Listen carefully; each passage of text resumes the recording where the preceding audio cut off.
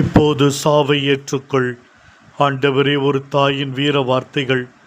7 பிள்ளைகளை எவ்வளவு பொறுப்புணர்வோடு விசுவாசத்தோடு கடவுளின் சட்ட திட்டங்கள் காட்டும் நெறியில் வளர்த்து இருப்பாள் அந்த தாய்.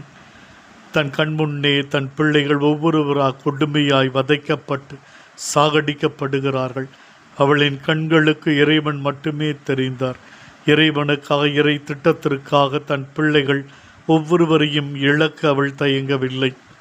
நெஞ்சை உழுக்கும் பெரும் துயரம் கண்முன் இருந்தாலும் எதையும் சந்திக்கும் துணிவு அவளுக்கு இருந்தது.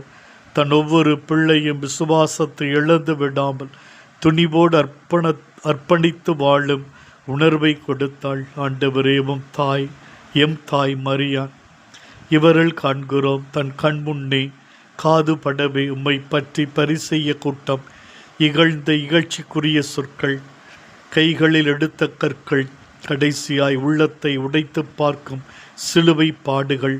தாயே, நீர் ஆண்டவருக்காக துணிந்து செய் மகனே. நான் உன் கூட இருக்கிறேன். ஒரு சிலுவை அல்ல, 1000 சிலுவைகள் தந்தாலும் நான் துணிவோடு என் தந்தையின் விருப்பத்திற்கு என்னை நான் அர்ப்பணிப்பேன் என்கிற ஒரு துணிவை நீர் கொடுத்தீரே.